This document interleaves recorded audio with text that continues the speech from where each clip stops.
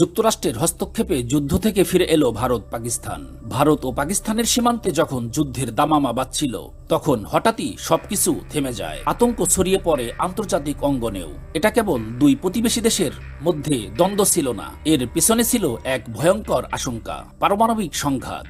ঠিক এমন একটি মুহূর্তে যুক্তরাষ্ট্রের হস্তক্ষেপে ঘটে যায় নাটকীয় পালাবদল। প্রভাবশালী মার্কিন সংবাদ মাধ্যম CNN জানিয়েছে, পাকিস্তানের সম্ভাব্য পারমাণবিক হামলা নিয়ে সরাসরি কিছু না বললেও তাদের প্রতিবেদন থেকে স্পষ্ট ইঙ্গিত মিলে পরিস্থিতি ছিল ভয়ানক। আর সেই ভয়ঙ্কর পরিণতি ঠেকাতেই যুক্তরাষ্ট্র মধ্যস্থতার সিদ্ধান্ত নেয়। 48 ঘন্টারও বেশি সময় ধরে চলা টানা কূটনৈতিক আলোচনার পর মার্কিন প্রেসিডেন্ট ডোনাল্ড ট্রাম্প নিজেই যুদ্ধবিরতির ঘোষণা দেন। তার সঙ্গে যুক্ত ছিলেন ভাইস প্রেসিডেন্ট জেডি ভ্যান্স এবং পররাষ্ট্রমন্ত্রী মার্কো রুবিও। সিএনএনের প্রতিবেদন বলছে, ভারত পাকিস্তান সীমান্তে উত্তেজনা চরমে পৌঁছানোর পর যুক্তরাষ্ট্র কিছুটা গুরুত্বপূর্ণ গোয়েন্দা তথ্য হাতে পায়। সেই তথ্য এতটাই আশঙ্কাজনক ছিল যে ভাইস প্রেসিডেন্ট ভ্যান্স তড়িঘড়ি করে ভারত প্রধানমন্ত্রী নরেন্দ্র মোদীকে ফোন করেন। তিনি মোদীকে সতর্ক করে বলেন, এই সংঘাত দ্রুত পারমাণবিক যুদ্ধের দিকেও মোড় নিতে পারে। সেই ফোনালাপেই মোদীকে সরাসরি পাকিস্তানের সঙ্গে আলোচনা শুরুর পরামর্শ দেন ভ্যান্স।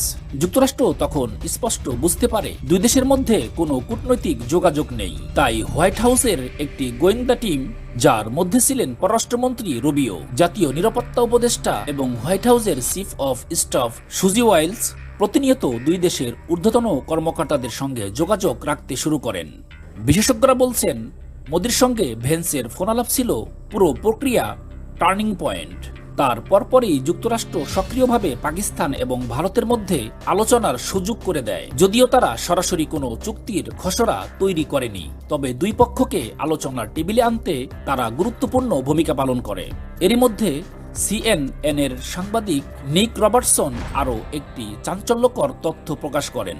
তিনি জানান, ভারত যখন পাকিস্তানের 3টি বিমান ঘাঁটিতে হামলা চালায় তখন পাকিস্তান পাল্টা হামলায় প্রবল সামরিক শক্তি প্রদর্শন করে। পাকিস্তানের লাগাতার মিসাইল ও রকেট হামলায় ভারতের সামরিক স্থাপনাগুলো বিপর্যস্ত হয়। এতে ভারত প্রবল চাপে পড়ে এবং দ্রুত যুক্তরাষ্ট্রের মধ্যস্থতা কামনা করে। এক পর্যায়ে ভারত সৌদি আরব ও তুরস্কের মাধ্যমেও যুক্তরাষ্ট্রের সাহায্য চায়। আন্তর্জাতিক কূটনৈতিক চাপে অবশেষে দুই পক্ষই যুদ্ধবিরতিতে সম্মত হয়। এখন প্রশ্ন উঠেছে, এই যুদ্ধবিরতি কি দীর্ঘস্থায়ী হবে? কারণ এখনও কিছু গুরুত্বপূর্ণ ইস্যু ঝুলে আছে, যার মধ্যে অন্যতম হল পানি অধিকার। পাকিস্তানের জন্য এই বিষয়টি অত্যন্ত গুরুত্বপূর্ণ। তাই আপাতত যুদ্ধ থেমে গেলেও ভবিষ্যতের জন্য উত্তেজনা কিন্তু পুরোপুরি কেটে যায়নি। তবে একথা স্পষ্ট, যুক্তরাষ্ট্রের সময় উপযোগী মধ্যস্থতা না থাকলে ভারত পাকিস্তানের এই উত্তেজনা হয়তো আরও বড় সংঘর্ষে রূপ নিতে পারত।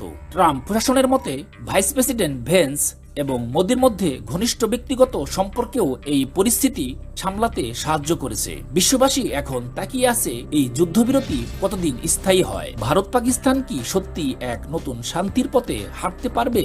Zahid Mahmud, news 24 on.